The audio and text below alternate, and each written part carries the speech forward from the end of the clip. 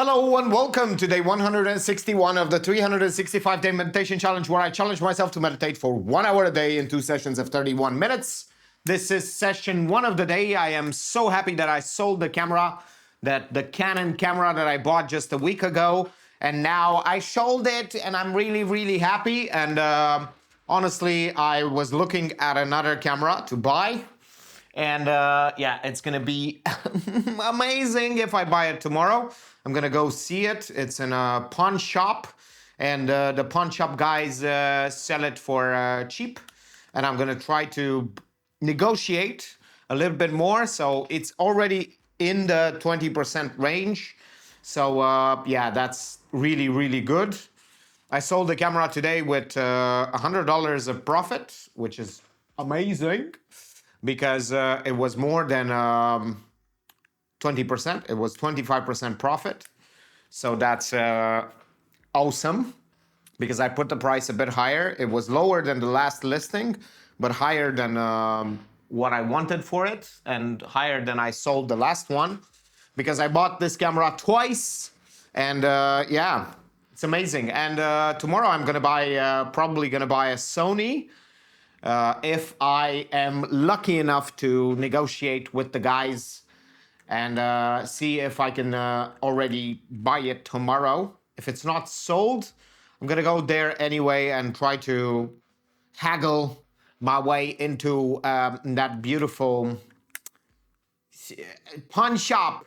Hopefully I can do a deal, because negotiating is amazing, especially because you get the benefit no matter what. If you can always go back to the full price, but if you know how to spin the story a little bit, saying like, oh, I want it so badly, but I don't have all the money. Oh my God, I'm gonna call some friends, see if I can get some money. Now I have only like this amount, but if you want me, I can.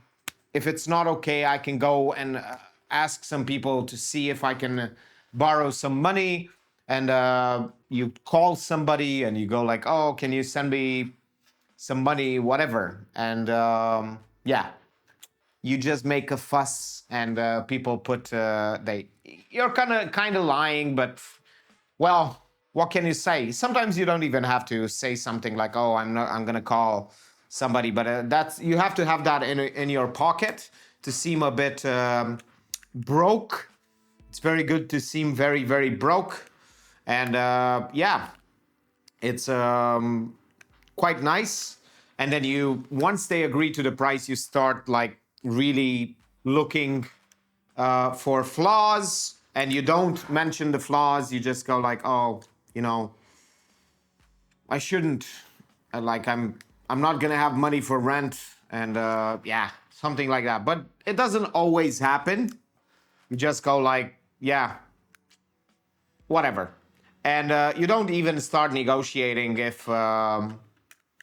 because, yeah, well, I'm just going to explain it because it's good to explain those kinds of things. Maybe someone will find it very valuable. The point is that you start actually looking for flaws in the beginning, but you don't mention them at all. Like, most people try to negotiate by looking at the flaws. It doesn't make the other person happy. You should make them feel glad and super happy that they are helping you buy that thing. And you sell them on the good emotions. You sell them on a story like, oh, I want to buy this for my girlfriend, and things like that. And I want to keep it a secret until the Christmas, or things to make them feel good, but I don't have the money, and I know it's gonna sell because it's such a good price. And yeah, you just tell them something like that. And even though they might have another offer or something of sorts, just because they feel good, because they feel like they helped you, they're gonna sell it to you as opposed to someone else who pays full price. The story you put behind your negotiation really helps people. Like, if you think about this, if they are in the scenario where they already have another offer, what would make them sell you for less? It's a story. It's always a story, a feel-good story. And yeah, that's exactly how you sell things you can use some you don't need to lie, but sometimes lies are a bit helpful. And yeah, you just tell them like, look, I'm buying this for my girlfriend, I want to give her as a gift, I don't have a lot of money, whatever. And you tell him like, oh, I haven't, I was not prepared. I was saving, but I found it and it's such a good deal. I know it's already a good price. I know it's already an amazing price. I don't want to be I always say, sometimes I say asshole. I don't want to be an asshole and like ask for a lower price, but I really don't have the full amount.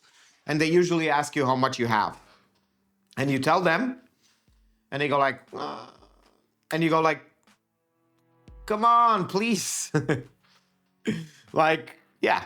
And you just lower them down a bit lower and you tell them that story where you go like, oh, come on, man, I want it so bad for my girlfriend and whatever. I know sometimes it feels bad to do this, but sometimes they just don't even care. They just give it to you at a lower price just because they can sense you want it. And yeah, people are very nice that way. I'm not really taking advantage of them, but because they can always say no. I'm not forcing them. And that's actually that's the limit. I'm just persuading or manipulating them in a sort of way, but it's not that bad. I'm trying to, it is kind of bad because you're lying, you're fabricating a story, you're manipulating their emotions. Let's be honest, it is kind of bad, but at the same time, if that lie is like 20 bucks, 20 bucks is 20 bucks, man. Some people lie for free. At least I lie for money. And not in a bad way, just in a like I don't lie to scam people. There is no scam. I'm just using negotiation tactics.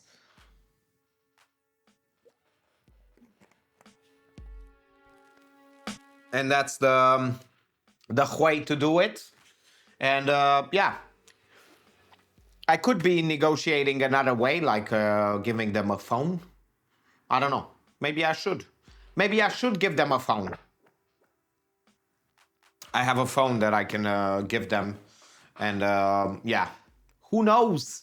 Who knows? Yeah, that would be interesting to get some a discount for that phone that I have, an old phone. And let's start the meditation right now.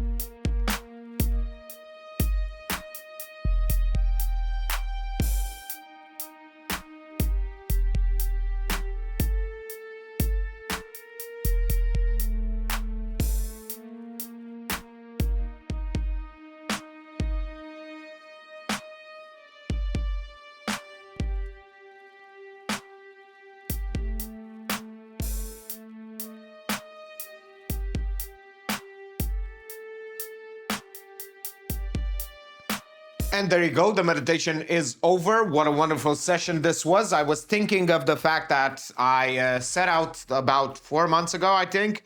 I set out to buy a house, well, a studio apartment in about a year.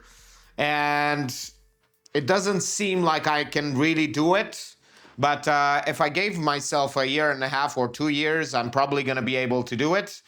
So yeah, it was kind of tight to for a year. I was thinking it's relaxed. The plan was relaxed, but it wasn't at all relaxed. Certain things didn't go my way, so yeah. Basically, I didn't earn as much as I wished. So and I was planning to earn. So basically, it's kind of difficult, but it has been postponed a little bit. Hopefully, it will be